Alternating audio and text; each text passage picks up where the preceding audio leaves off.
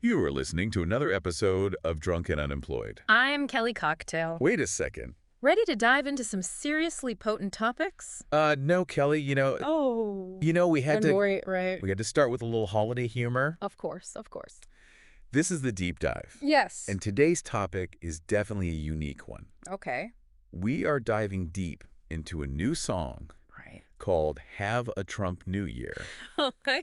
by a band called the Townsend Ramblers. A Trump-themed holiday song. Yeah. Furiously. You might be thinking that, Yeah, but trust us, this one is worth a closer look. it is. So who are the Townsend Ramblers? Yeah, that's a good question. Are they big names?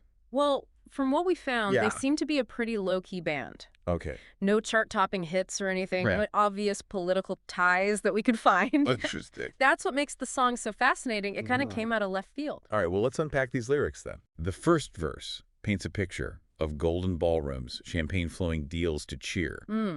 What stands out to you about this imagery? It definitely evokes a sense of opulence and celebration. Yeah. Those themes are often linked to the Trump family image. For sure. Interestingly, it doesn't explicitly mention politics. Right. But those associations are definitely there. They are. And then the chorus hits us with, Hit me. have a Trump New Year, Hmm. the best one yet, make it so big you'll never forget. Wow. It's not exactly subtle, is it? Not at all. No. It leans heavily into that Trumpian style. Right. Everything's the biggest, the best, unforgettable. Yeah. It's almost like a parody, but it's hard to tell for sure. Yeah, and then things get really interesting in the second verse. Oh, really? Santa visits Trump, and Trump sets up a golden workshop at the North Pole. Wow. What? It's a creative interpretation of the holidays, to say the least. It is. What's fascinating here is the juxtaposition of these familiar, beloved figures, Right. like Santa Claus with Trump. Yep. It's almost like they're trying to create a positive association to tap into that holiday goodwill. That's an interesting thought. Yeah, and then we get to the bridge, and it's like a roll call of the Trump family. Oh, okay. Ivanka's making a toast. Uh-huh. Don Jr. and Eric are bragging the most. Wow. Even Melania and Barron get a shout-out. Interesting. What do you make of this? Well, it's clearly a deliberate choice to bring in the whole family. Yeah. It reinforces that idea of celebrating the Trump family as a unit. Uh-huh. And then there's that line, Yeah. 2025, say goodbye to woke, Whoa. which throws a pretty direct political message into the mix. It does. So we've walked through the lyrics. Yep. What do you think is the song's overall message? That is the question, isn't it? Yeah.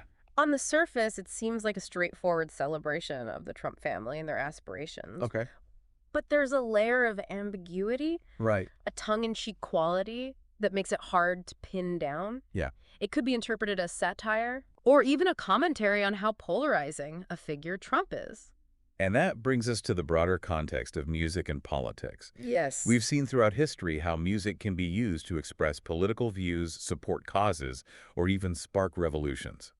Think about protest songs from the civil rights movement. Yeah. Punk rock challenging the establishment, or even modern hip-hop artists addressing social issues. Right. Music has this unique power to move people to connect with them emotionally, Yes. making it an incredibly effective tool for political commentary. So how do you think this song fits into that tradition? It's an interesting case study because it's not as overt as some protest songs. Right. It's more subtle, which might actually make it more effective for certain audiences. It raises questions about how we interpret art and the role it plays in shaping our political views. Okay, so to wrap things up, I want to emphasize that our goal here wasn't to endorse or critique any particular political stance. Of course. We were simply intrigued by this song and what it says about our culture. Precisely. Whether we agree with its message or not, Right. Have a Trump New Year is a reflection of our times Yes. and the complex relationship between music and politics. Absolutely. And on that note, we'll leave you with this thought. Okay. If a song like this were written about a different political figure, someone you either strongly support or oppose, Yeah, how would you react? that's a good question. What would your interpretation be? That's something worth reflecting on. Yeah. It reminds us that music, like all art, is open to interpretation Yes. and can spark important conversations. It can. Thanks for joining us on this rather unconventional deep dive. You're welcome. We'll be back next time to explore a new set of fascinating sources. See you then. And now, a toe-tapping hit from the Townsend Ramblers. Have a Trump New Year! There's a clock is ticking, the ball's about to drop. In the golden ballroom, we're on top, with champagne flowing and deals to cheer. Get ready, folks, it's a Trump New Year. Have a Trump New Year, the best one yet. Make it so big you'll never forget. Gold, confetti, and fireworks bright. We're making New Year's huge tonight.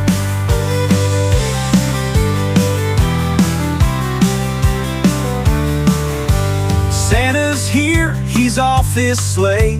He stopped by Trump's for the holiday. The North Pole's buzzing with news to share. A golden workshop, Trump put it there. Have a Trump New Year, the best one yet. Make it so big you'll never forget. Gold, confetti, and fireworks bright. We're making New Year's huge tonight.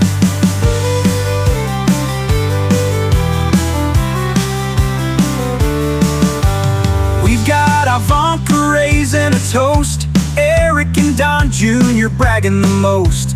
Melania smiles, Barron cracks a joke. 2025, say goodbye to woke.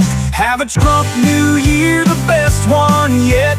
Make it so big you'll never forget. Gold, confetti, and fireworks bright. We're making New Year's huge tonight. So here's to you, let's toast and cheer for health, success, and a big new year. From the Trump Tower to the North Pole near, let's all have a Trump New Year.